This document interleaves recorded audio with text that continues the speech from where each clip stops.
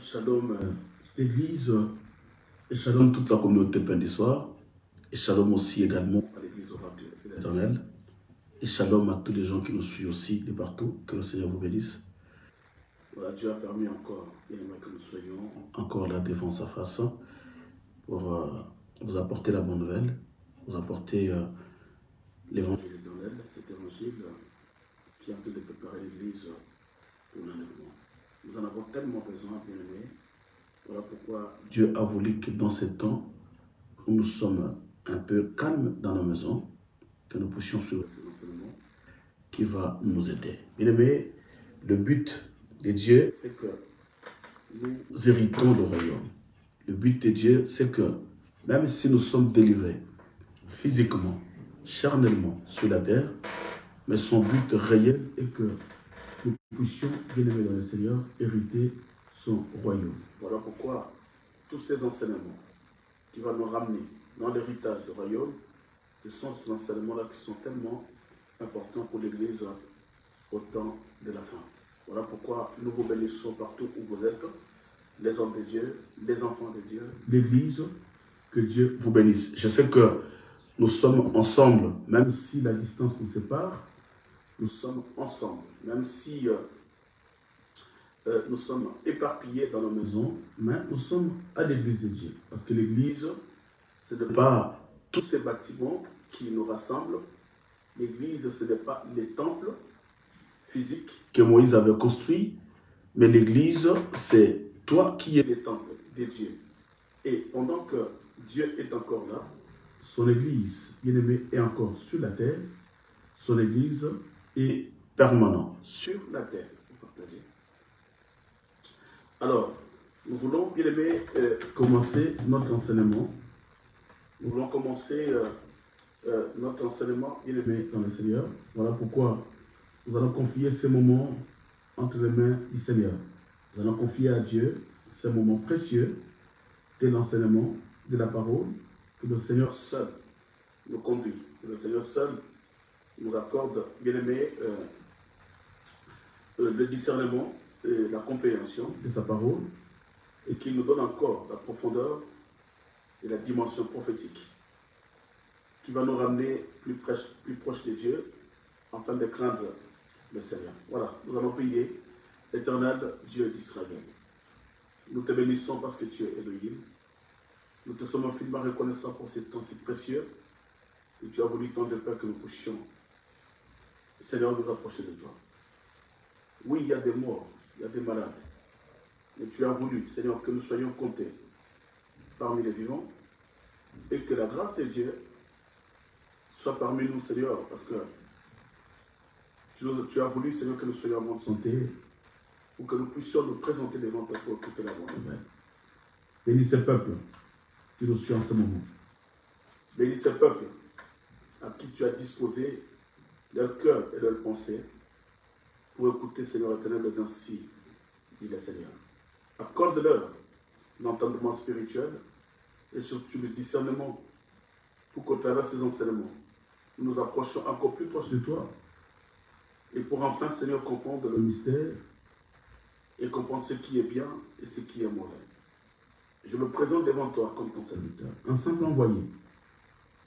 C'est celui qui est élevé en ce moment, c'est toi, car c'est toi qui parles.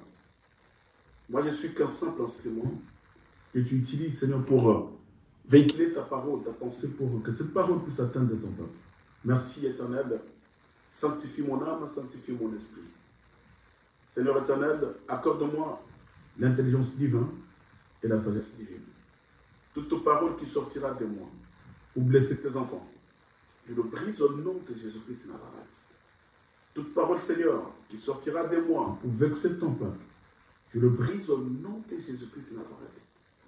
Oui, que toute parole qui sortira de moi provienne de la source intarissable, qui est le trône de la majesté de Dieu. Oui, nous le croyons que tu es là, au nom puissant et glorieux de Jésus-Christ. Nous avons ainsi prié et nous te disons tous Amen. Bien-aimés, nous sommes reconnaissants de ce moment que Dieu a voulu que nous puissions encore être ensemble et partager la parole de Dieu. Que le Seigneur soit béni et vous aussi également Bien-aimés dans le Seigneur, soyez bénis. Donnez-moi votre attention parce que nous allons parler de quelque chose de très important qui va nous introduire dans le retour glorieux de Jésus. Vous allez comprendre que depuis qu'on a commencé, on n'a pas encore parlé du retour de Jésus. Et là, nous allons clôturer, si Dieu le veut, aujourd'hui sur le dernier signe qui nous plonge dans le retour glorieux de Jésus-Christ. Voilà, nous avions dit ceci, pour me répéter un peu rapidement, ces gens qui n'ont pas suivi l'enseignement, que nous avons 3 espaces de temps avant que le Seigneur Jésus-Christ puisse revenir sur la terre. Parce que là, nous parlons sur le signe qui précède le retour de Jésus. Il y a premièrement l'enlèvement, et après l'enlèvement, il y a 2 périodes, il y a 3 périodes, 3 temps qui se succèdent. Il y a 3 temps qui passera avant que le Seigneur Jésus-Christ puisse arriver. Le premier temps, c'est le temps de 3 ans et demi où le roi vont prêcher la parole. On a été là un bon moment et on en a parlé sérieusement. Le premier temps, c'est le temps où le roi doivent prêcher la parole, doivent sceller du sceau et la marque des dieux pour les gens qui vont rejoindre l'époux et l'église. Les gens qui vont résister à la bête, qui vont croire au message de Dewan et ils seront scellés de la marque de Dieu, le sceau de Dieu, qui est le sceau de l'Esprit. Et le deuxième temps, c'est les 3 ans et demi, qui va faire 7 ans, les 3 ans et demi, où l'Antichrist, la bête, va monter de l'abîme, de la mer, de la terre, et il va prendre le pouvoir politique et le pouvoir religieux, et il va dresser la statue. Afin que tous ces gens qui seront à cette période-là, qu'ils puissent adorer la bête. Alors, avant d'entamer, je vais répondre à une question. Il y a une maman qui m'a posé la question. Que, papa, mais tu nous as parlé de subir la question, bien aimé, ça va t'aider aussi. Parce qu'on a parlé sur quand la bête montera, il va cesser les sacrifices et il va détruire le temple. Et la maman m'a posé la question de quel temple la bête va déposer l'abomination de la désolation. Ça, c'est une bonne question. Bien aimé, quand le temple est détruit, les sacrifices sont arrêtés, les dévoins sont tués. Maintenant, il y a la bête qui commence son travail. Mais c'est quoi le temple? Écoutez-moi bien. C'est quoi le temple là où l'abomination sera posée? Nous allons comprendre cela plus vite et nous allons expliquer cela encore plus profondément les jours à venir. Que le temple de Dieu, c'est nous. Nous sommes le temple de Dieu en esprit. C'est que quand l'abomination viendra, l'abomination sera installée dans le lieu saint. Oh, le lieu saint dans le corps de l'homme, c'est quoi? C'est l'âme et le cœur. Voilà pourquoi la Bible dit que c'est de l'abondance du cœur que la bouche parle. Tout ce qui est dans l'homme réside dans le cœur. Maintenant, quand il viendra, il va déposer son enseignement de l'abomination dans le cœur de l'homme. Maintenant, tout ce que l'homme fera provient du cœur. C'est là où je vous ai dit que c'est là où nous allons comprendre si nous sommes des enfants de Dieu ou des enfants du diable. Or, les enfants de Dieu, ils ont la marque de la bête et ils vont obéir à Dieu. Et les enfants du diable, ils ont aussi la marque de la bête et ils vont aussi adorer la bête. Voilà, ça c'était la question pour comprendre que le temple c'est toi. Voilà pourquoi la Bible dit, ne savez-vous pas que vous êtes les temples de Dieu en esprit? Voilà, c'est pour autant dire que nous avons 3 époques. Il y a la première période où le dévoin va prêcher. Je parle bien après l'enlèvement. Voilà pourquoi nous insistons à l'église que bien aimé, c'est le temps de croire à la parole, c'est le temps d'obéir à la parole, parce que les choses qui suivront, de ce qui se passeront après l'enlèvement, bien aimé, ça sera des choses horribles. Voilà pourquoi nous sommes dans l'obligation d'enseigner tout ça à l'église pour que les gens ne soient pas distraits de poursuivre les prophètes pour la prophétie, que les gens ne soient pas distraits de poursuivre les hommes de Dieu seulement parce qu'ils ont des problèmes de la délivrance. Bien aimé, tu peux être délivré mais ces jours-là, tu n'entreras pas dans le royaume. Bien aimé, tu peux être en entier, mais tu n'entreras pas dans le royaume si tu as la marque de la bête. Mais vous allez comprendre qu'il y a 3 périodes. Il y a la période où le 2 mois prêcheront, les 3 ans et demi. Et il y a la deuxième 3 ans et demi où la bête va continuer à faire son travail. Mais je vous ai promis qu'à la fin de ces 7 ans, c'est-à-dire à la fin de 3 ans et demi, quand la bête va terminer son travail, quand la bête va terminer à mettre le sceau sur les gens qui vont l'adorer, les gens qui ne vont pas l'adorer, bien sûr, vous avez compris que ceux qui n'adoreront pas la bête au temps de la grande tribulation, là, pour manger, pour boire, pour acheter, pour vendre, il faut avoir la marque. Donc, il y aura une souffrance atroce que même la foi des élus, bien aimé, sera ébranlée. Oui, ça, c'est la Bible qui le dit. Même la foi des élus sera ébranlée parce que ça sera un moment difficile, un moment terrible. Alors, après la fin, quand la bête termine son travail, parce que je vous ai dit, bien aimé dans le Seigneur, qu'il n'y a qu'une seule personne qui n'a ni commencement ni fin. Il y a une seule personne qui n'a ni début ni fin. C'est Jésus, c'est Dieu lui-même. Mais le diable va commencer et il finira. La bête va commencer, il finira. Le dragon va commencer, il finira. Les faux prophètes vont commencer, ils finiront.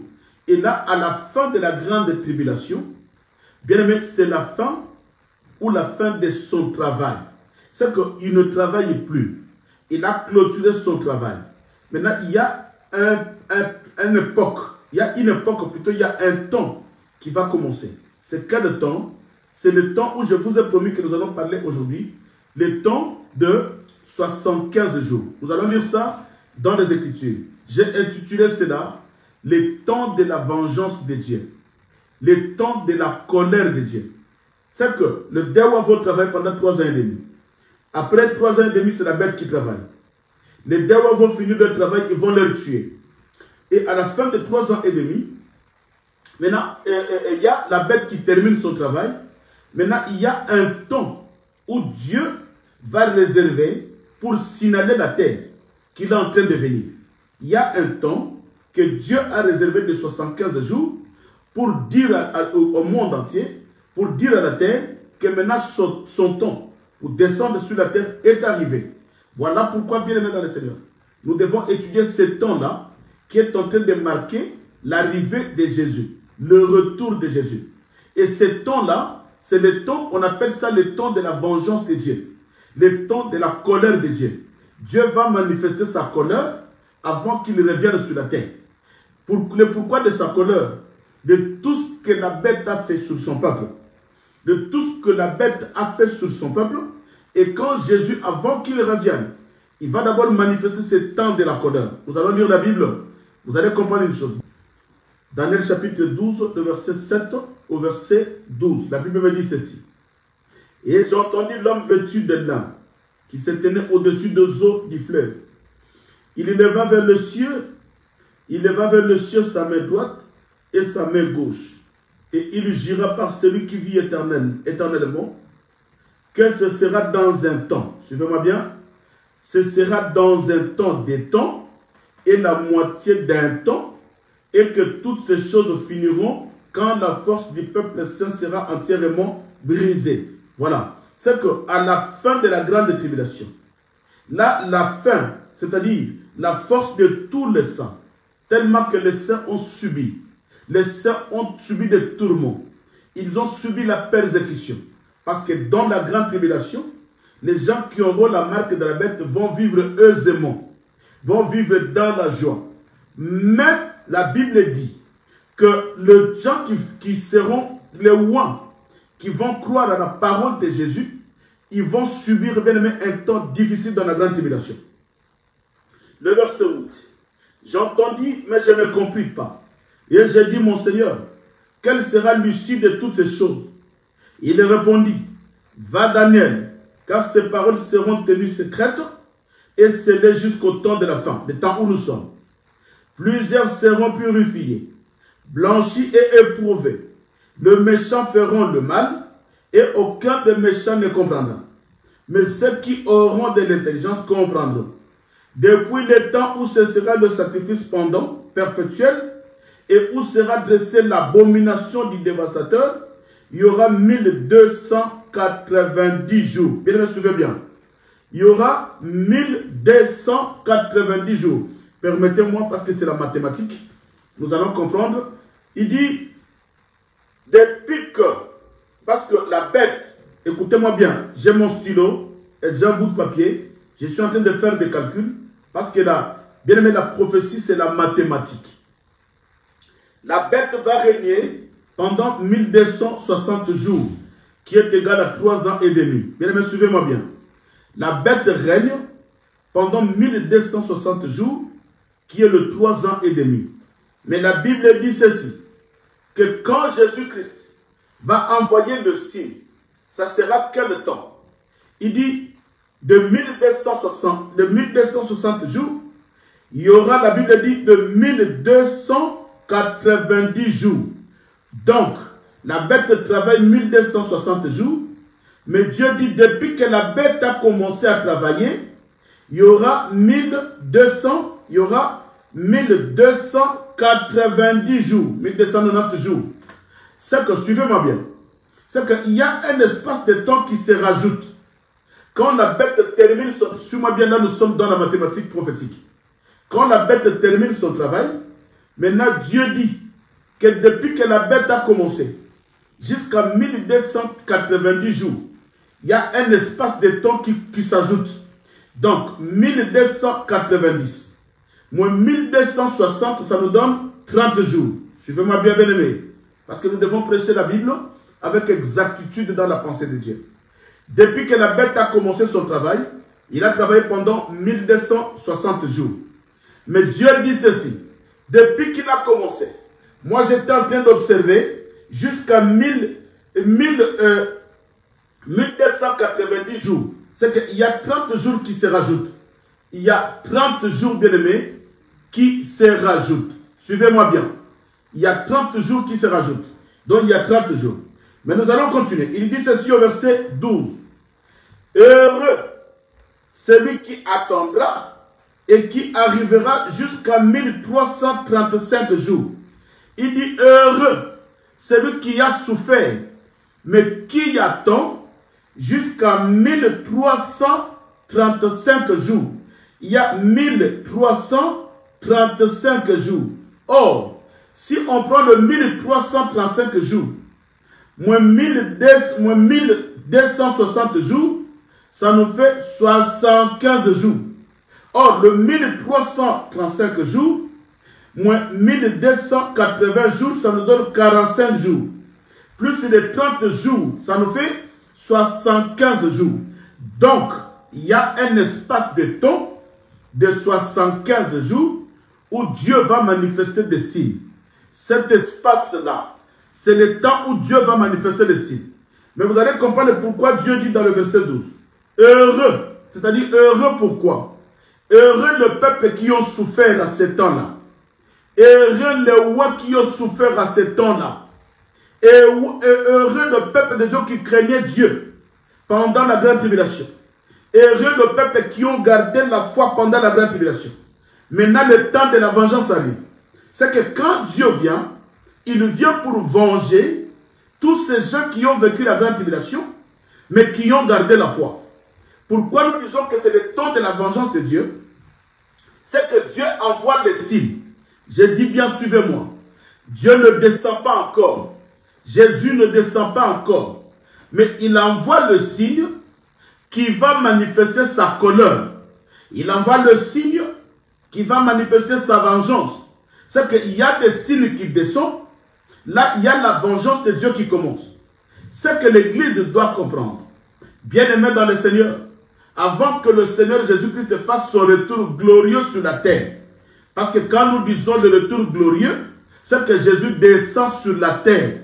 Mais écoutez-moi bien, avant que Jésus-Christ vienne sur la terre, parce que quand il viendra, ça sera le millénium qui va commencer. Le règne de 1000 ans qui va commencer. Il viendra pour arrêter la bête et les faux prophètes pour que le temps des millénium commence. Or, le millénium, c'est l'absence totale du diable, c'est l'absence de la bête. Et là, c'est Dieu qui va régner avec son église et tous les gens qui resteront sur la terre. Nous allons parler sur le millénium.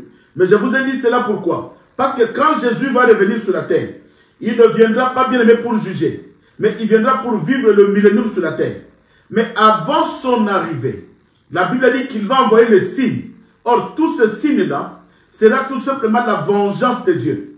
Tous ces signes-là sera tout simplement la colère de Dieu. Le pourquoi de la colère de Dieu. D'ailleurs, Ésaïe, nous allons lire le livre d'Ésaïe. Ésaïe nous confirme ce temps-là. Écoutez ce qu'Ésaïe dit. Je vais vous voir bien, mais je ne vous entends pas. Je ne sais pas si le message a commencé très fort, mais je ne vous entends pas. Je vais vous entendre. Ésaïe chapitre 63, le verset 4. La Bible dit ceci. Car un jour de la vengeance était dans mon cœur, et l'année de me racheter est venue. Alléluia. Dieu dit, le jour de la vengeance était dans mon cœur. C'est que pendant que les élus de Dieu, pendant que les enfants de Dieu souffraient dans la grande tribulation, Dieu dans le ciel était sous la colère, mais il n'a pas voulu manifester sa colère. Il dit, le jour de la vengeance était dans mon cœur, pendant que mon peuple souffrait sous le règne de la bête. Bien-aimés, écoutez, Dieu souffrait à ce temps-là. Pendant que les enfants de Dieu souffraient, Dieu dans le ciel, il avait la colère dans son cœur. Le jour de la vengeance était déjà dans son cœur. Il dit ceci, car un jour de la vengeance était dans mon cœur, et l'année de me racheter est venue. Il dit maintenant, l'année de me racheter est venue. C'est que quand Jésus-Christ vient, il vient tout simplement pour se racheter. Il vient pour ses enfants. Pendant que la bête est en train de tordre, de maltraiter les enfants de Dieu qui ont cru, qui sont les enfants de Dieu dans la grande tribulation, les gens qui ont cru à l'évangile de Dewan. Mais pendant la grande tribulation, pour manger, il faut avoir la marque de la bête. Et combien plus forte raison, les gens qui avaient la marque de Dieu, qui avaient cru à l'évangile, combien bien aimé ils souffraient. Combien ils souffraient.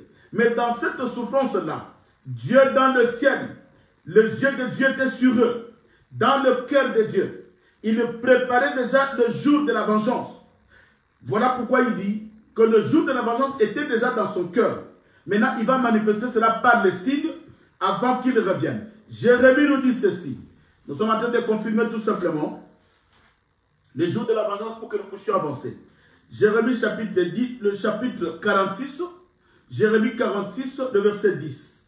La Bible nous dit ceci. Ce jour est au Seigneur, à l'Éternel des armées. C'est un jour de vengeance où il se venge de ses ennemis, le peuple dévore et se rassasie.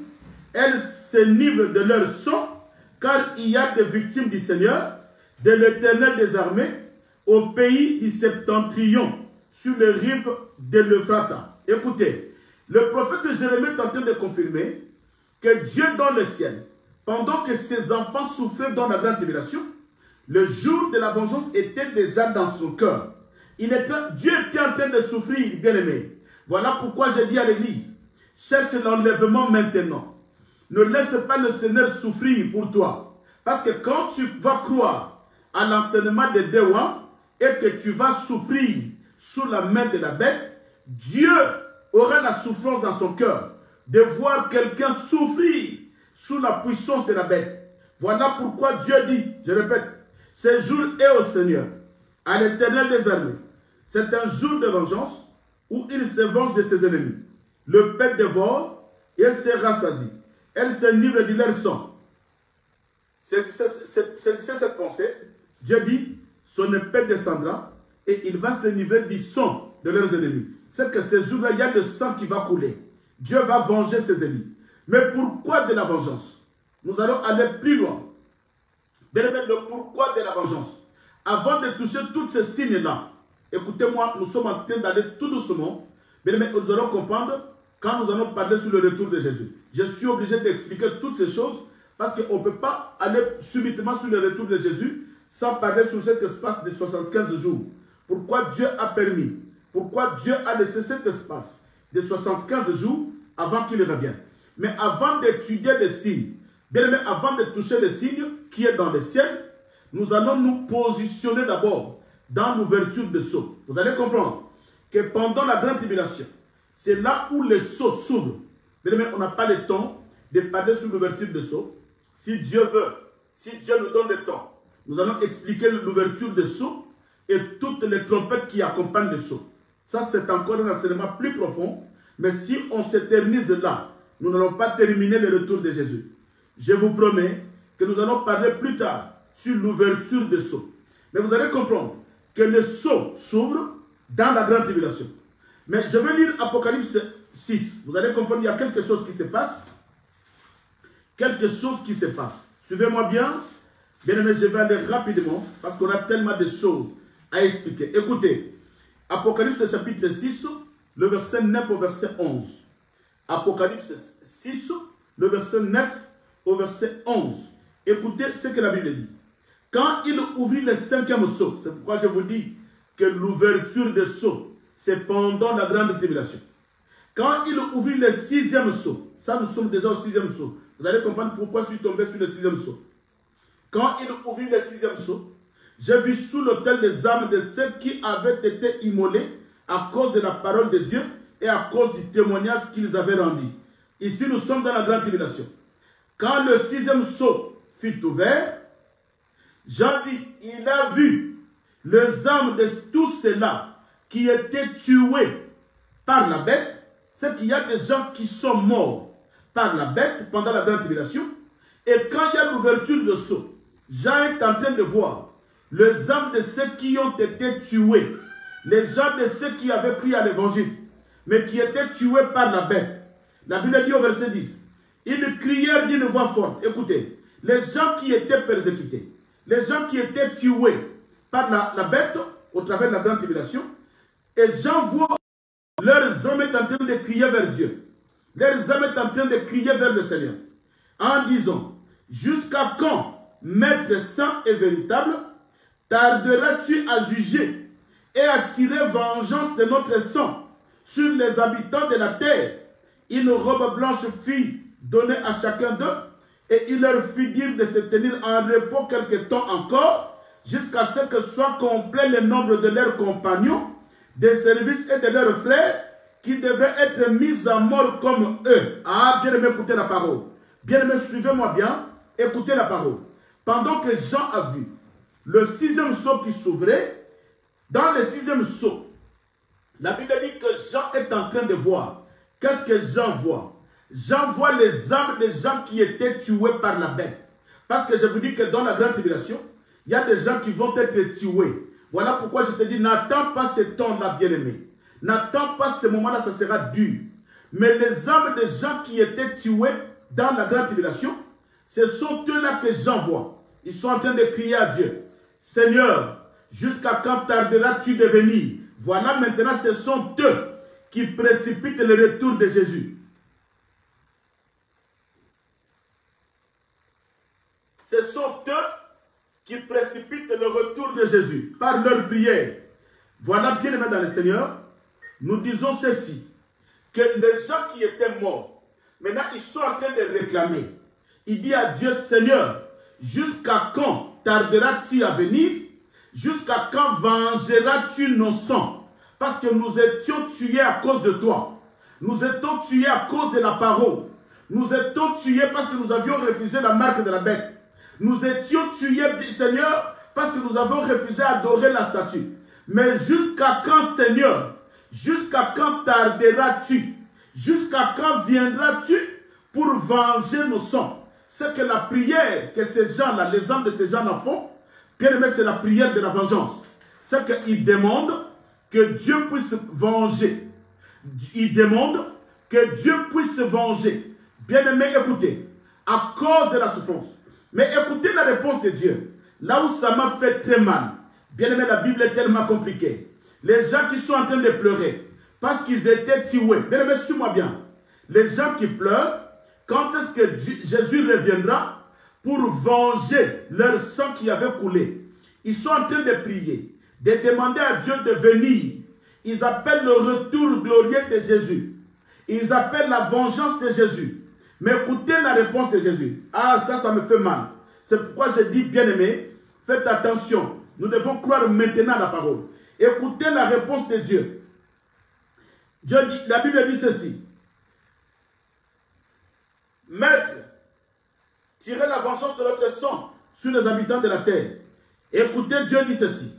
Une robe blanche fut donnée à chacun d'eux et il leur fut dit à se tenir. Écoutez, il dit, leur fut dit à se tenir au repos quelque temps encore. Bien aimé, les gens qui pleurent, qui demandent la vengeance parce qu'ils étaient morts à cause de la parole.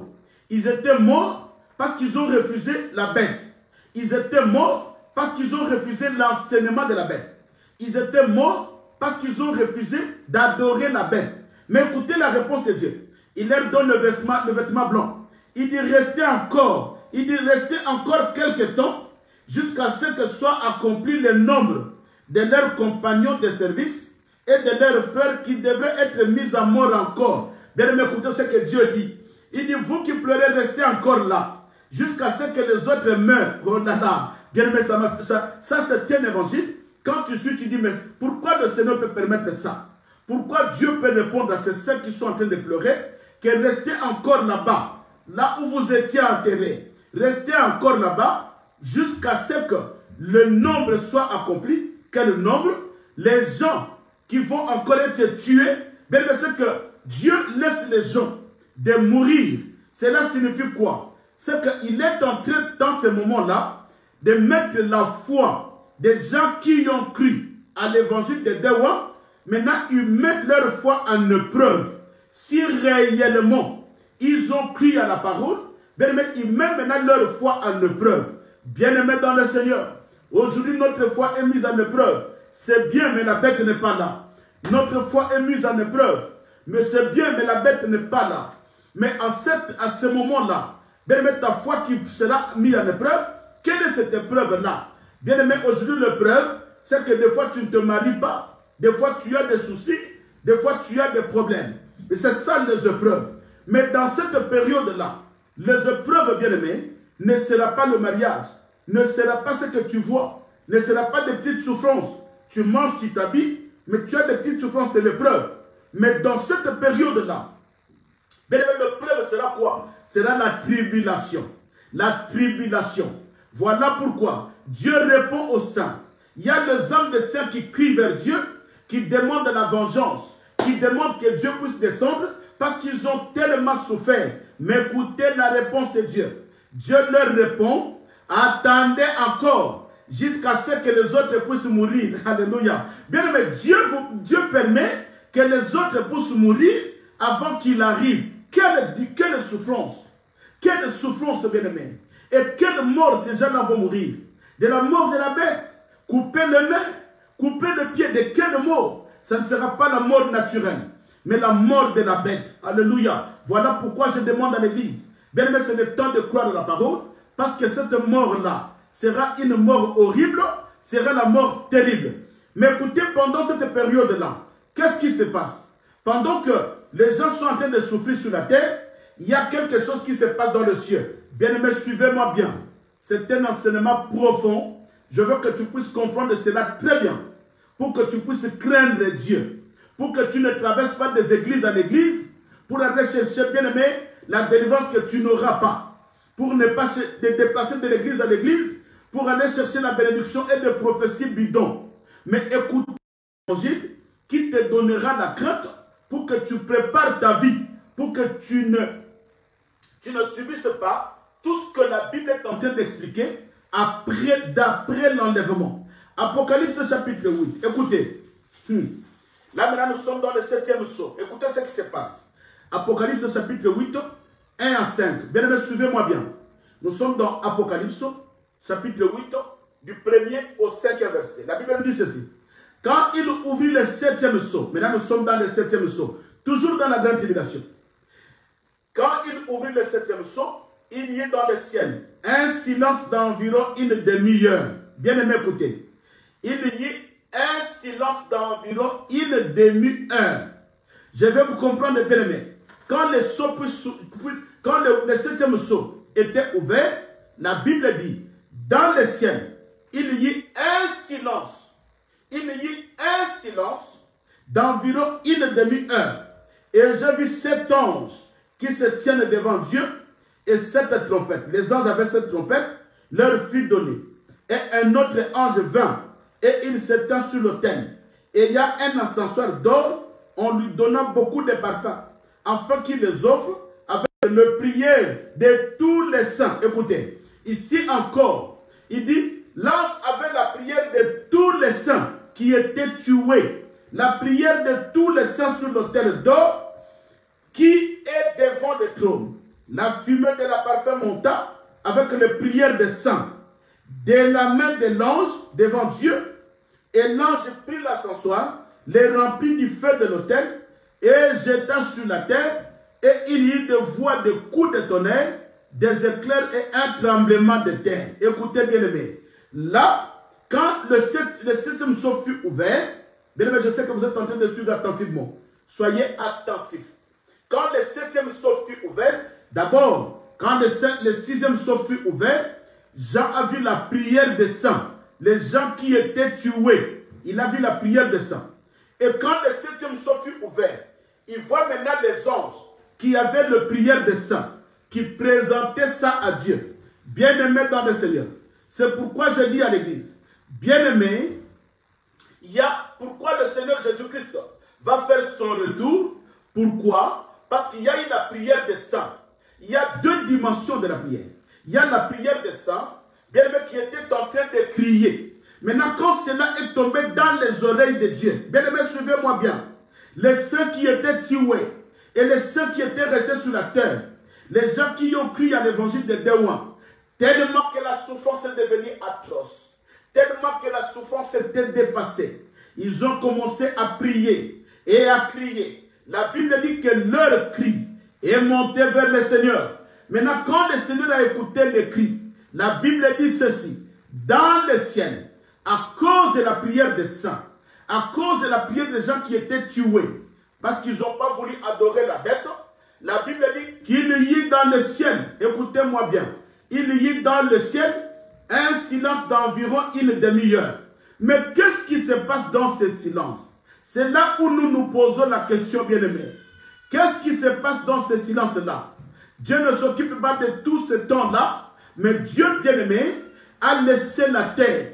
Or, en réalité, si vous suivez bien la Bible, ce n'est pas une demi-heure seulement que Dieu a été silencieux, mais si nous comprenons les Écritures, nous voyons que Dieu était déjà silencieux depuis le commencement de la grande tribulation. Suivez-moi bien.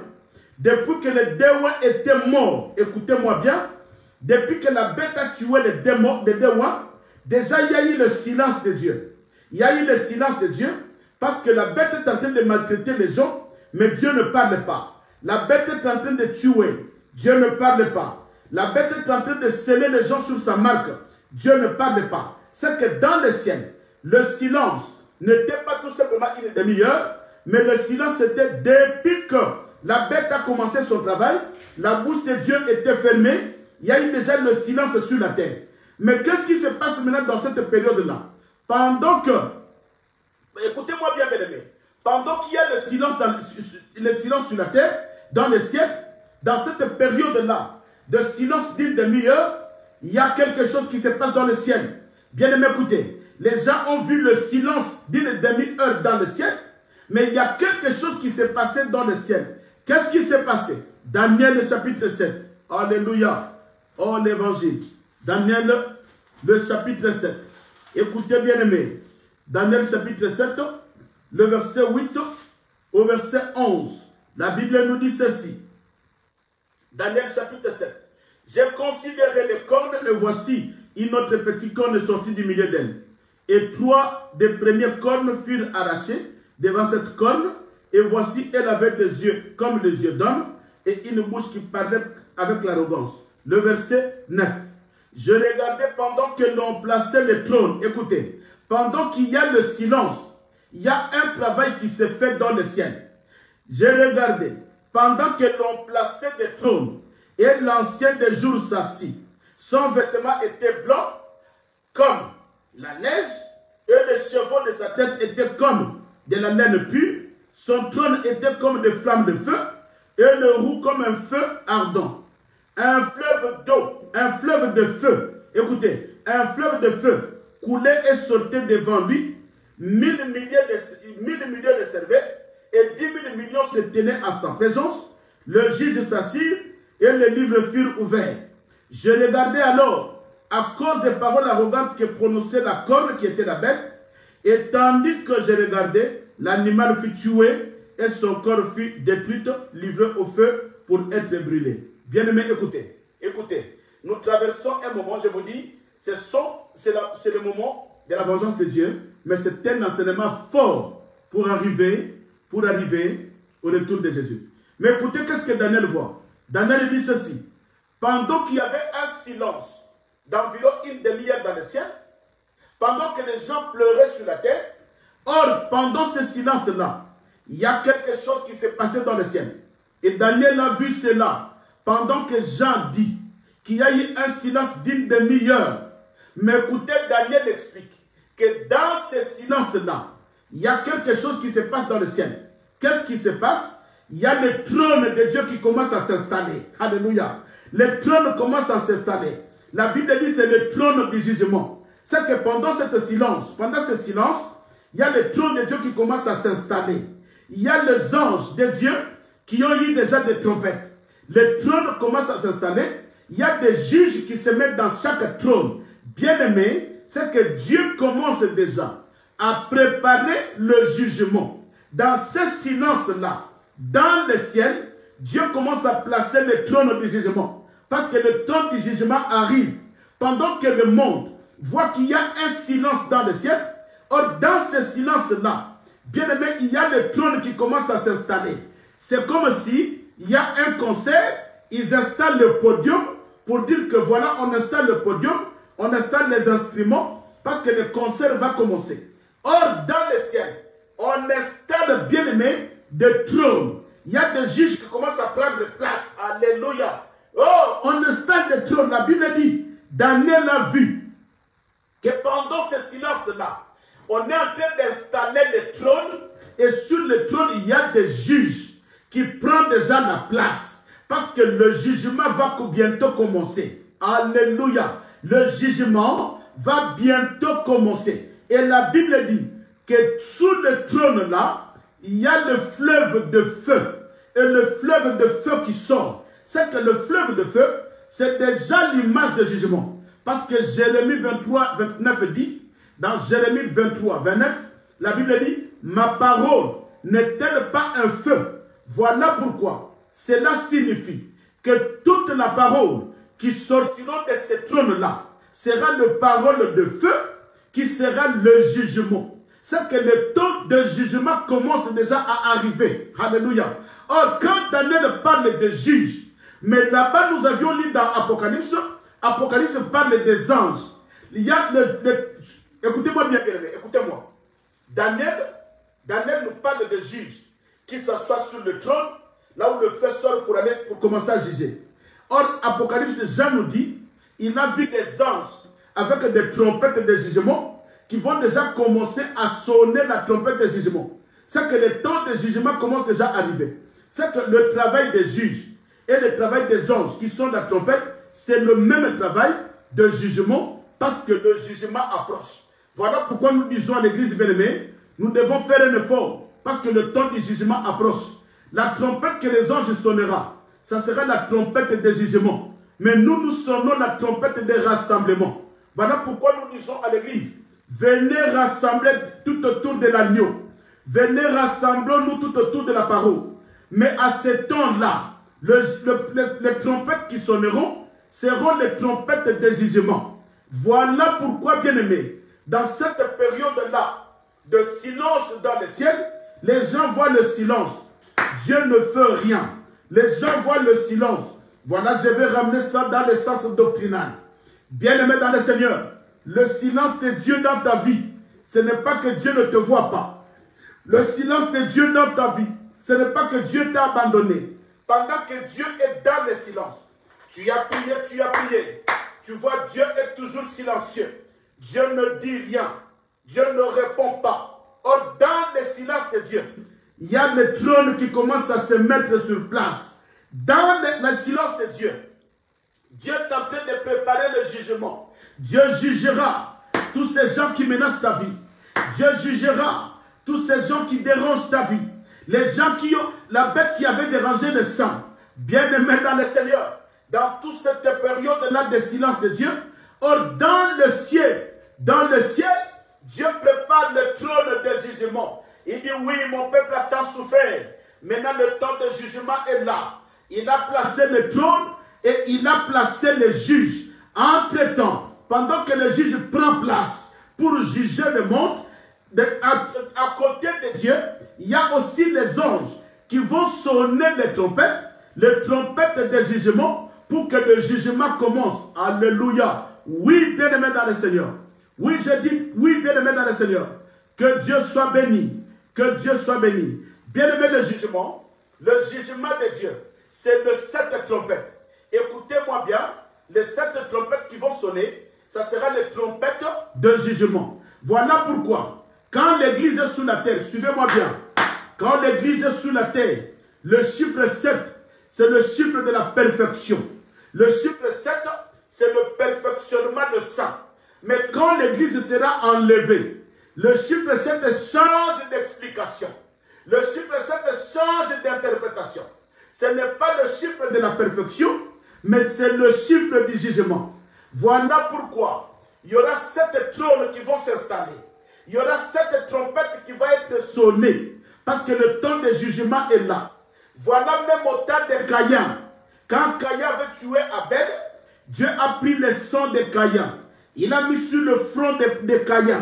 Mais écoutez ce que Dieu dira. Celui qui touchera Caïn, je vengerai 7 fois. C'est que le chiffre 7, c'est le chiffre de la vengeance. Le chiffre 7, c'est le chiffre, bien aimé, c'est le chiffre de la vengeance de Dieu.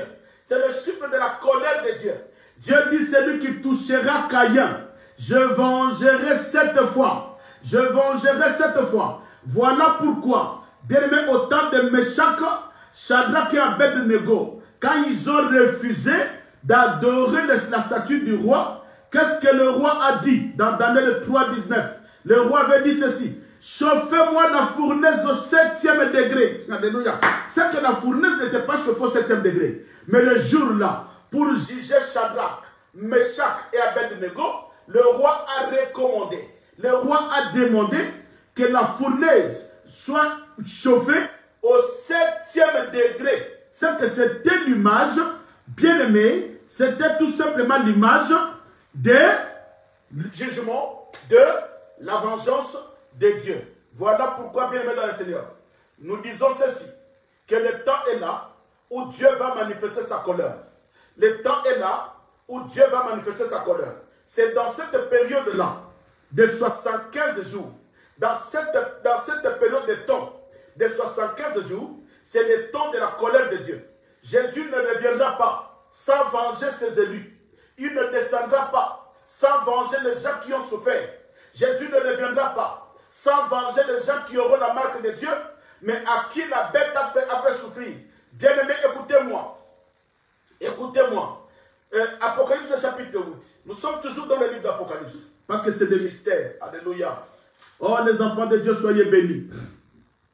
Apocalypse chapitre 8, le verset 7. Écoutez. Maintenant, le premier ange va sonner la trompette. C'est que le jugement commence. Maintenant, c'est le premier ange. Nous sommes toujours au 7e saut. Nous sommes au verset 7. Apocalypse 8, 7. On s'est limité à 6. Maintenant, on prend le verset 7. Écoutez, la Bible dit ceci. Je commence au verset 6.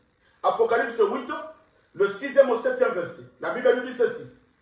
Et les 7 anges qui avaient les 7 trompettes se préparèrent à en sonner. Alléluia. Les 7 anges qui détenaient les 7 trompettes, ils commencent à se préparer pour sonner. Or, quand ils sonnent, c'est pour que la colère de Dieu puisse descendre. Et quand la colère de Dieu finira, c'est alors que Jésus descendra, parce qu'il a déjà vengé ses élus. Il a déjà vengé ses saints. Mais écoutez, la Bible dit ceci. Le verset 6, je suis dans Apocalypse, chapitre 8, le verset 6 au verset 7. Et les 7 anges qui avaient les 7 trompettes se préparèrent à en sonner. Le verset 7. Ils commencent à se préparer déjà pour sonner la trompette. Quelle trompette? La trompette de jugement. La Bible dit au verset 7. Le premier sonneur de la trompette et de la grêle et du feu mêlé du son furent jetés sur la terre. Et le tiers de la terre fut brûlé. Le tiers de la terre fut brûlé. Et le tiers des herbes fut brûlé et toutes les herbes de la terre. Bien aimés, écoutez. Vous allez bien comprendre les évangiles. Parce qu'on vous a très mal prêché l'évangile. Bien aimés, vous allez comprendre que la vengeance que Dieu fait pendant ces 75 jours, suivez-moi bien, qu'il n'y ait pas la confusion. La vengeance que Dieu fait pendant 75 jours, Dieu ne venge pas la bête. Dieu n'est pas là pour venger la bête dans cette période-là. La bête aussi est là, mais il ne travaille pas. Il a déjà terminé son travail. La fin de 3 ans et demi. Maintenant, il y a le 75 jours, les 75 jours qui commencent. La colère de Dieu s'abat sur qui? La colère de Dieu descend sur qui? Pas sur la bête. Parce que la bête est là, la bête n'est pas touchée. Pas sur les dragons. Le dragon est là, mais il n'est pas touché. Mais la colère de Dieu s'abat sur qui? Sur tous ces gens-là qui avaient la marque de la bête.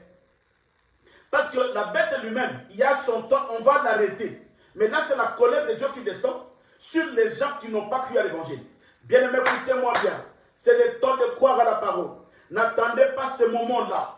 Parce qu'il y a la colère de Dieu qui descendra sur les gens qui n'ont pas cru à l'évangile. Et la Bible dit ceci, que le feu de Dieu va descendre et il va commencer à frapper les gens qui n'ont pas cru à la parole. Bien aimé, il y aura la colère de Dieu sur les gens. Mais la Bible dit qui? C'est quelle colère? La colère tombera sur qui? La Bible précise, sur le 3 quarts. Bien aimé, écoutez. Le tiers de la terre. Tiers de la terre. Le tiers de la terre. Le tiers, c'est qui? C'est le 3. C'est que la terre est divisée. Suivez-moi bien. Là, je vais maintenant dans l'enseignement évangélique. La terre est divisée en 4 parties. 4 parties. Il y a la première, la deuxième, la troisième et la quatrième. Maintenant, la Bible dit que la colère de Dieu va descendre sur le 3 quarts. Sur le 3 quarts de la terre. C'est que la première partie sera frappée. Deuxième partie sera frappée. Troisième partie sera frappée. Mais la quatrième partie ne sera pas frappée. La terre est divisée par 4 parties, mais il y a le 3 quarts de la terre qui sera frappé. Bien aimé, c'est qui le 3 quarts de la terre? C'est qui le 3 quarts? Nous allons dans Matthieu chapitre 13. Lisez-moi Matthieu chapitre 13. Bien aimé, il y a le parabole du semeur. La Bible dit le premier quart de la terre. Il y a 3 quarts de la terre qui seront touchés. Le premier quart de la terre, c'est qui? C'est les gens qui reçoivent l'évangile. Mais l'évangile qui tombe sur le chemin. Et les oiseaux viennent, ils ravissent cela. Cela veut dire quoi? Les gens qui sont en train de recevoir la parole, mais le diable vient, il détruit cette parole. Ça, c'est une portion de la terre où le feu de Dieu va descendre, où la colère de Dieu va descendre. Les gens qui écoutent la parole, même le diable vient, il ravit. C'est que c'est une portion de terre qui avait reçu la sémence qui est la parole, mais les oiseaux sont venus, ils ont ravi cette parole. Mais je veux vite, parce que c'est un enseignement que vous connaissez. Je ne vais pas m'acharner là-dessus. Je ne veux pas rester là. Deuxième partie de la terre, c'est une terre qui est une terre pierreuse, qui n'a pas beaucoup de terre. Quand la semence tombe et que le soleil vient, le soleil brûle la semence. C'est qui? C'est les gens qui reçoivent la parole, qui reçoivent la parole, qui croient un temps, mais au bout d'un temps, ils retournent dans le péché. Au bout d'un temps, ils retournent dans le mal. Ça, c'est la deuxième partie de la terre qui sera vengée pendant 75 jours. Et la troisième partie de la terre, c'est qui? C'est une terre qui est pleine des épines. Pleine des épines, c'est qui? C'est les gens qui écoutent la parole, mais cette parole est étouffée par le désir de ce monde. Les gens là qui vont chercher la délivrance partout. Lui, le désir, il doit être béni. Il doit avoir les enfants. Il doit se marier. Le désir de ce monde. C'est la troisième portion de la terre qui écoute la parole, mais cette parole est étouffée. Voilà pourquoi, bien aimé dans le Seigneur, si vous êtes dans une église là où il y a la connaissance de la parole, et que vous étiez avec une maman, avec un frère ou un papa, avec un frère bien aimé ou une soeur, quand il fuit l'église qui a la connaissance de la parole, ne vous lamentez pas. Cette personne-là, c'est la troisième terre qui avaient reçu la parole, mais cette parole est étouffée par le désir de la chair. La parole est étouffée parce qu'il va aller chercher la délivrance. Lui, la parole n'a pas de place. Mais la quatrième portion de la terre, c'est quelle terre? Bien, c'est une bonne terre qui a cru à la parole, qui a la parole qui a la bonne sémence, une parole bien aimée qui produit des fruits. Et c'est cette portion de la terre-là qui sera combattue dans la grande tribulation. Voilà pourquoi je dis à l'église. Bien aimé, je vais énumérer les signes rapidement. Il est quelle heure? Bien aimé, donnez-moi 10 minutes seulement, s'il vous plaît. Je vais énumérer rapidement les signes bien aimé, de la colère de Dieu avant que le Seigneur Jésus-Christ puisse descendre. Il y a des signes qui se manifestent. Apocalypse chapitre 6. Suivez-moi bien. Apocalypse, nous allons lire des Écritures dans Apocalypse chapitre 6 et Matthieu chapitre 7. Et tout ça, ça parle de même signe qui va se manifester pendant ces 75 jours. Bien aimé, nous sommes à l'espace de 75 jours. 3 ans et demi. Le roi ont terminé leur travail. 3 ans et demi. L'Antichrist a terminé son travail. Maintenant, 75 jours. Maintenant, c'est Dieu qui fait maintenant son travail. Pendant 75 jours, c'est Dieu qui fait son travail de la vengeance. Écoutez, Apocalypse 6, le verset 12 au verset 17. Apocalypse 6, 12, 17. Écoutez ce que la Bible dit. Je regardais, quand il ouvrit le 6e sceau, nous sommes toujours dans le 6e sceau, et il y eut un grand tremblement de terre. Voilà les signes. Maintenant, nous commençons à étudier les signes. Bien aimé, quand on vous dit qu'avant l'enlèvement de l'Église, il y aura des tremblements de terre, c'est du mensonge. Ça, ce n'est pas un langage biblique, ce n'est pas un enseignement qui tient debout. L'Église ne vivra jamais de tremblements de terre. Parce que Dieu avait dit à l'Église, vous cherchez les signes de l'enlèvement, allez-y chez Noé. Vous cherchez les signes de l'enlèvement, allez-y chez Lot. Il dit, ce qui s'est passé au temps de Lot passera aussi avant l'enlèvement. Ce qui s'est passé au temps de Noé passera aussi avant l'enlèvement. Mais qu'est-ce qui s'est passé? Les gens buvaient, ils mangeaient, ils s'occupaient de rien. C'est ce qui se passe aujourd'hui. Les gens mangent, ils boivent, ils s'occupent de rien. Ils vont chercher les églises qui leur prêchent de manger. Ils vont chercher les églises qui leur prêchent de boire. Ils vont chercher les églises qui leur prêchent la délivrance qu'on n'obtiendra même pas. Mais ils n'ont pas besoin de l'enseignement qui va leur préparer. Pourquoi? Parce que nous vivons au temps de Noé et au temps de Lot. Voilà pourquoi Jésus a dit que tout ce qui s'est passé au temps de Noé, tout ce qui s'est passé au temps de Lot arrivera aussi avant l'enlèvement. Mais le tremblement de terre, Jésus n'a jamais dit ça pour l'Église. C'est que l'Église de Dieu ne vivra jamais le tremblement de terre. Voilà maintenant les tremblements de terre. Qui vont vivre cela? C'est pendant cet espace de 75 jours. Il y aura le premier signe de Dieu qui annonce que Jésus revient.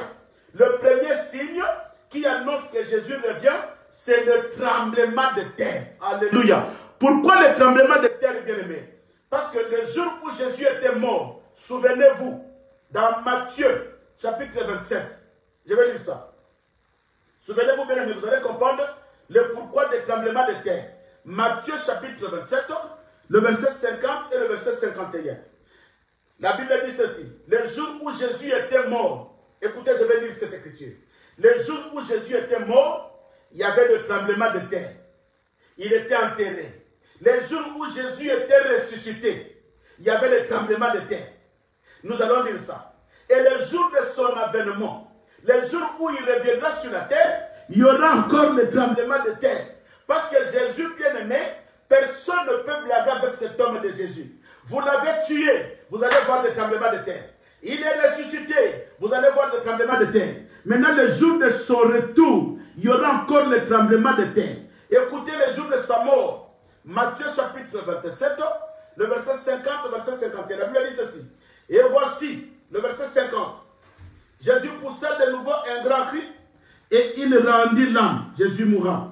Et voici, le voile du temple se déchira en deux, depuis le haut jusqu'en bas. La terre trembla. Alléluia. La terre trembla. Le tremblement de terre a eu lieu le jour où Jésus était mort sur la croix. Et le deuxième tremblement de terre, c'est dans Matthieu 28, le verset 1 au verset 4. quand Jésus-Christ est monté dans le ciel. Écoutez, Matthieu 28, 1 à 4. La Bible dit ceci. Après le sabbat, à l'aube du premier jour de la semaine, Marie de Magdala et l'autre Marie allèrent voir le sépulcre. Et voici, il y eut un grand tremblement de terre, car un ange du Seigneur descendu du ciel vint rouler la pierre ci-dessus. Alléluia. Pendant que Marie de Magdala et l'autre Marie allaient voir le Seigneur quand il était enterré, bien aimé, le jour de son ascension, le jour de sa résurrection, la Bible dit qu'il y a eu tremblement de terre. Parce qu'il devait vous faire voir, d'abord, le jour de sa mort, que vous n'êtes pas capable de le tuer, il y a eu tremblement de terre. Le jour de son ascension, il a dit au monde que vous n'êtes pas capable de l'enterrer, il y a eu tremblement de terre. Maintenant, dans le livre d'Apocalypse, Apocalypse 9, nous sommes dans Apocalypse 9. La Bible dit ceci. Le quatrième ange sonna de la trompette, et j'ai vu une étoile qui était tombée du ciel. D'abord, il y a eu tremblement de terre. Il y a eu tremblement de terre. Bien aimé, écoutez. D'abord, il y a eu tremblement de terre. Et deuxièmement, c'est pourquoi je vous ai dit, je vais aller en parallèle. Bien aimé, l'évangile, on ne le prêche pas comme ça. Nous allons toucher le parallélisme. Vous allez comprendre. Ce que Jésus avait parlé dans Matthieu, c'est ce que aussi Jean est en train de voir dans l'île de Patmos. Ce sont des choses qui marchent de pair. Je vais commencer d'abord par Matthieu 24. Écoutez, je vais lire Matthieu 24. Vous allez comprendre ce que Matthieu dit. Ce que Jésus-Christ a dit. Je vais aller rapidement, bien aimé, et nous allons clôturer. Supportez-moi. Supportez-moi. Matthieu 24. J'ai lu le verset 7. Premièrement, le verset 7, il dit, une nation se lèvera contre une autre, et un royaume contre un royaume. Et il y aura en divers lieux des famines, voilà, des famines et des tremblements de terre. Voilà pourquoi Jésus avait répondu aux disciples que quand je reviendrai, le retour glorieux de Jésus, il dit qu'il y aura la famine et il y aura des tremblements de terre. Pourquoi la famine? Parce que pour manger, il faut avoir la marque de la bête. Pour vendre, il faut avoir la marque de la bête. Bien même aujourd'hui, il n'y a pas de famine. La Bible dit au temps de Noé, les gens mangeaient et buvaient librement. Au temps de Lot, les gens mangeaient et buvaient librement. Mais quand le retour de Jésus viendra, c'est alors qu'il y aura de la famine. Pourquoi? Parce que la bête ne permettra pas. Si tu n'as pas la marque de la bête, tu ne mangeras pas. Voilà le temps où il y aura de la famine. Aujourd'hui, il n'y a pas de famine, mais la famine, bien aimée, c'est un signe qui ne précède pas l'église. Le tremblement, c'est un signe qui ne précède pas l'enlèvement. L'église ne vivra pas la famine. L'église ne vivra pas le tremblement de terre. L'église sera enlevée. Mais qui vivra le tremblement de terre? C'est la période de 75 jours. Cette période-là, avant que le Seigneur Jésus-Christ revienne, le premier signe sera le tremblement de terre. Le tremblement de terre qui s'est manifesté quand il était mort. Le tremblement de terre qui s'est manifesté quand il était monté dans son ascension. Le tremblement de terre qui va se manifester quand il reviendra. Ce n'est pas avant l'enlèvement. Enlevez cet enseignement dans vos têtes. Oh, il y aura des famines. Il y aura des guerres. Bien aimé, l'église ne vivra pas de guerre. L'église ne vivra pas le tremblement de terre. L'église ne vivra pas, bien aimé, il ne vivra pas la famine. Mais l'église, bien aimé, nous sommes en train de vivre des faux prophètes et des faux enseignements, des fausses prophéties et des faux pasteurs, des faux évangélistes. Mais le premier signe, c'est quoi? C'est le tremblement de terre. Avant que Jésus-Christ revienne, il va faire quoi? Le tremblement de terre. Bien aimé, pourquoi la terre va trembler? Parce que la Bible dit dans Matthieu 27, je vais dire ça, que quand il y a eu le tremblement de terre, pourquoi? Bien aimé, les rochers se fondirent, le sépulcre s'ouvrit, et plusieurs corps de saints qui étaient morts ressuscitèrent. C'est là où nous allons parler, bien aimé, sur la première résurrection. Nous allons parler sur la première résurrection. Nous allons parler de ça le dimanche, quand je vais parler sur le millénium. Maintenant, à cette période-là, il va envoyer le tremblement de terre. Pourquoi? La terre va trembler pour qu'il y ait la première résurrection. C'est que les morts qui étaient morts en Christ, les gens qui étaient morts par la bête, les gens que la bête avait tués, les gens qui étaient morts parce qu'ils n'ont pas voulu adorer la bête, c'est ces gens-là qui vont être ressuscités pour voir l'arrivée du Seigneur. Alléluia. Bien-aimés, c'est ces gens-là qui vont être ressuscités pour vivre Jésus en live. Ils ne seront pas dans leur tombe, mais ils vont les ressusciter pour vivre le retour de Jésus. Ils seront ressuscités pour vivre le retour de Jésus. Et voilà pourquoi il y aura des tremblements de terre. Bien aimé, le tremblement de terre ne sera pas un signe de l'Église. Non. Le tremblement de terre ne sera pas un signe que l'Église vivra. Non. Mais le tremblement de terre sera pour secouer la terre pour que les gens qui étaient morts puissent être ressuscités. Alléluia. Oui, voilà la mission, bien-aimée, du tremblement de terre. Nous allons vivre le tremblement de terre. Pourquoi? Pourquoi aujourd'hui, l'Église doit vivre le tremblement de terre? Non, nous, la Bible dit que quand la trompette sonnera, les morts seront ressuscités premièrement. Les morts en Christ vont être ressuscités, pas par le tremblement de terre, mais vont être ressuscités par le son de la trompette avant l'enlèvement de l'Église. Mais dans le retour de Jésus, pendant que les trompettes vont sonner, ce sera les trompettes bien-aimées, les trompettes qui vont sonner, sera quoi? Sera les trompettes de jugement.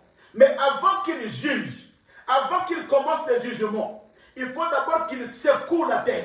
Il faut qu'il y ait le tremblement de terre pour que le mort en Christ soit ressuscité.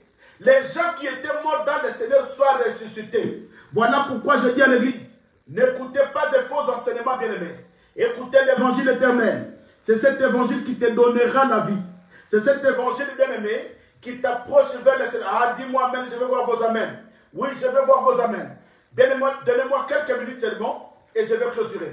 Le deuxième signe, je vais lire d'abord Matthieu chapitre 24, le verset 29 au verset 30. Écoutez, 29 au verset 30. La Bible dit ceci.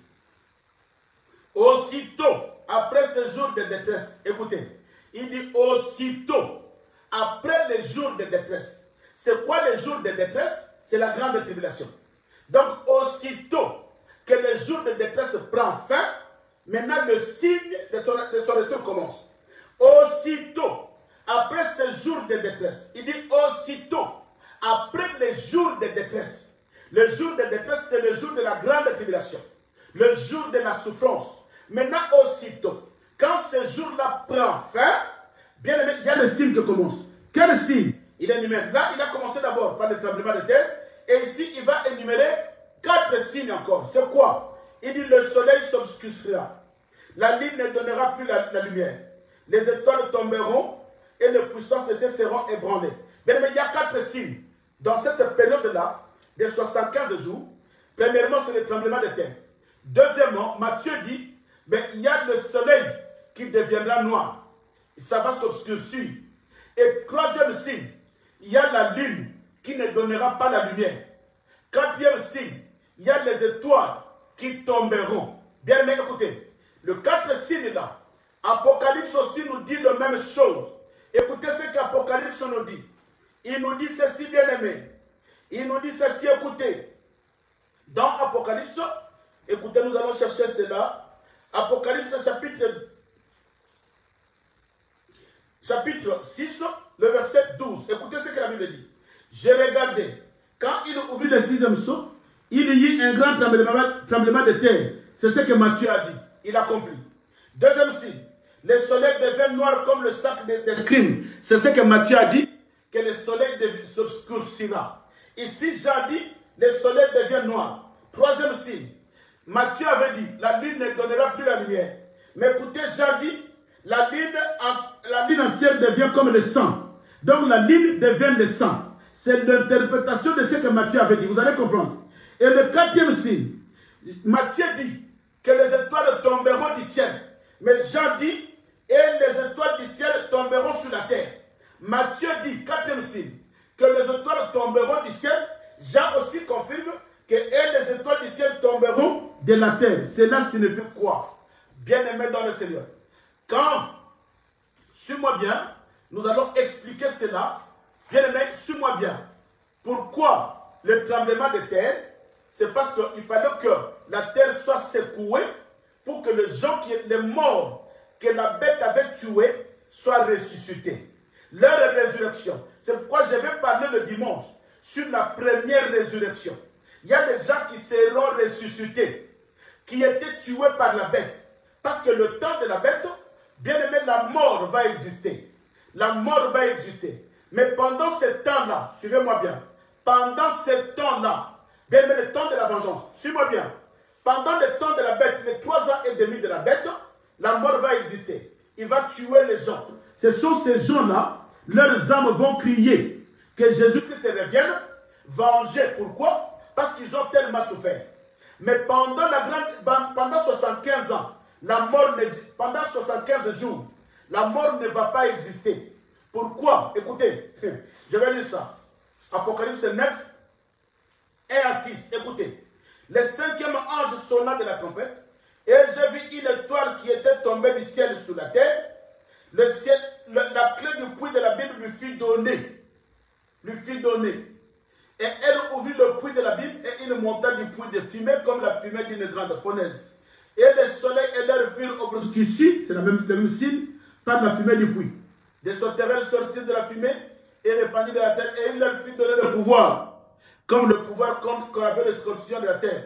Il leur fut dit de ne point faire le mal à l'herbe de la terre, ni dire aucune arbre, mais seulement aux hommes qui n'avaient pas, les hommes qui n'avaient pas le sceau de Dieu. Le verset 5. Écoutez bien aimé. Écoutez ce que la Bible dit. Oh, j'aime l'évangile. Le verset 5, il dit ceci. Il leur fut donné le nom, non de tuer, mais de tourmenter pendant 5 mois. Et les tourments qu'elle causait étaient comme le tourment que causait les scorpions quand il piquait un homme. Le verset 6. Écoutez le verset 6.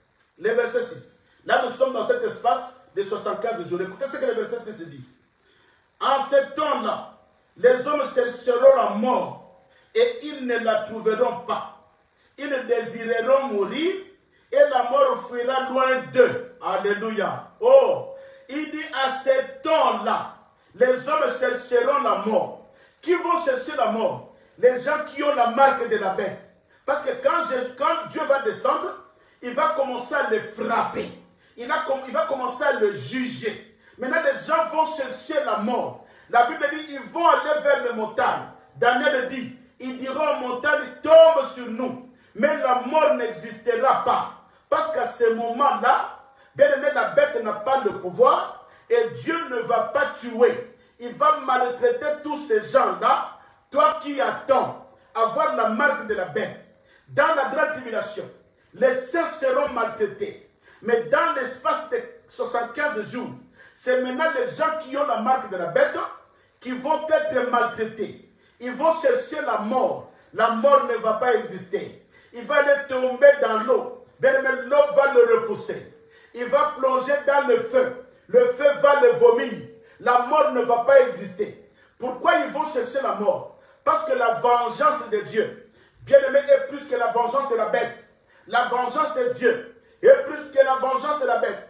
Bien aimé, même si aujourd'hui, le monde des ténèbres te combat, mais quand Dieu va venger, bien aimé, la vengeance de Dieu, personne ne peut la supporter. La vengeance de Dieu, voilà maintenant, les gens qui ont la marque de la bête, pendant 75 jours, et que Dieu descendra sur sa vengeance, ils vont commencer à chercher la mort. Nous cherchons la mort, mais la mort ne va pas exister. La mort ne va pas exister. Voilà pourquoi je retourne sur le signe. Le premier signe, c'est le tremblement de terre. Pourquoi? Pour que les morts soient ressuscités. Je vais clôturer. Le deuxième signe, c'est le soleil. Matthieu dit, le soleil s'obscurcira. Apocalypse dit, le soleil devient noir. Cela veut dire quoi? C'est que dans ce temps de vengeance, Dieu va aveugler les gens qui ont cru à la bête. Dieu va les aveugler et Dieu va les détruire. Pourquoi? Parce qu'ils ont cru à la bête. Ce sera le temps noir pour ces gens-là qui avaient cru à la bête. Ça sera un temps noir. Les saints ont souffert sous la main de la bête. Maintenant, les gens qui ont la marque de la bête vont souffrir sous la main de Dieu. Voilà, ça sera un temps noir. Pour qui? Pour les gens qui ont la marque de la bête. Parce que pendant 75 jours, la vengeance de Dieu, qui souffre maintenant? les gens qui ont la marque de la bête, maintenant tout change. Voilà pourquoi la Bible dit dans l'Apocalypse, heureux, heureux les gens qui ont la marque de Dieu, parce que pendant 75 jours, vous serez heureux. Vous serez heureux parce que Jésus descend pour venger. La vengeance de Dieu descend. Bien aimé, d'abord le tremblement pour que les hommes de Dieu qui étaient morts soient ressuscités.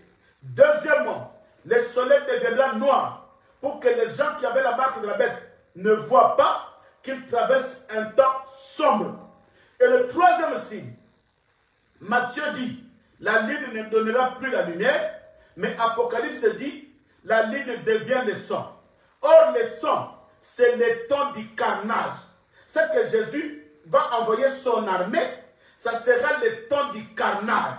Ce que la bête a fait aux saints, aux gens qui ont cru à l'évangile de Déouan, ce que la bête les a fait, c'est ce que aussi l'armée de Dieu fera aussi autant pendant 75 jours à tous ces gens-là qui ont maltraité le sang, à tous ces gens-là qui ont cru bien aimé à la bête.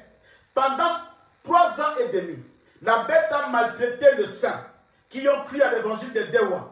Mais pendant 75 jours, Dieu va maltraiter les gens qui ont aussi la marque de la bête.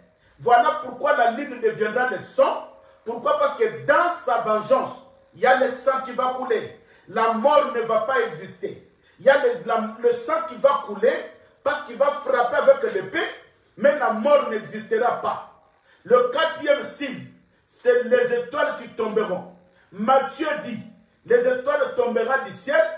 Apocalypse dit, les étoiles du ciel vont tomber sur la terre. C'est le même langage. Cela veut dire quoi? Le dernier signe, c'est les étoiles qui tomberont. Or, les étoiles, c'est quoi? Suis-moi bien, bien aimé, je vais clôturer par là. Pourquoi les étoiles doivent tomber? Parce que les étoiles, c'est la royauté. C'est que celui qui était roi, maintenant c'est fini pour lui, il doit tomber parce que Jésus revient. Jésus ne peut pas venir travailler avec le roi de la terre. Or, qui était le roi? C'est la bête. Maintenant, la Bible dit que les étoiles doivent tomber. L'étoile, bien aimé, c'est la royauté. Dans Matthieu chapitre 2, le verset 2, vous connaissez l'histoire. Quand les mages allaient adorer Jésus, la Bible dit, arrivé dans Jérusalem, ils ont posé la question, où est le roi des Juifs qui vient de naître? Où est la royauté de Dieu qui vient de s'installer sur la terre? Maintenant, les gens vont demander, qu'est-ce que vous avez vu? Nous avons vu l'étoile royale. Nous avons vu son étoile. La royauté, bien aimée, c'est l'étoile. Voilà pourquoi, avant que Jésus-Christ revienne, il faut que tout le roi de la terre, que leur mission puisse tomber par terre, que leur mission s'arrête.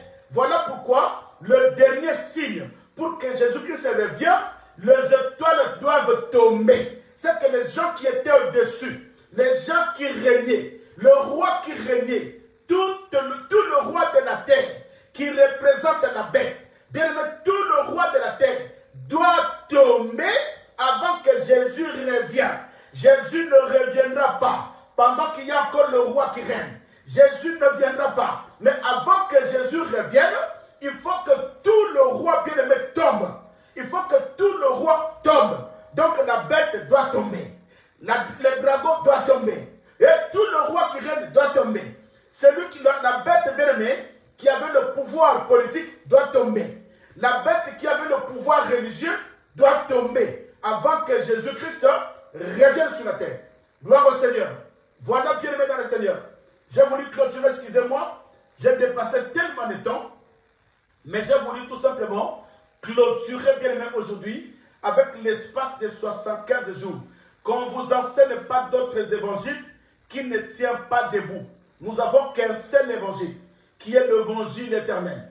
C'est cet évangile-là que l'Église a besoin. Bien-aimé, n'attends pas ce temps-là.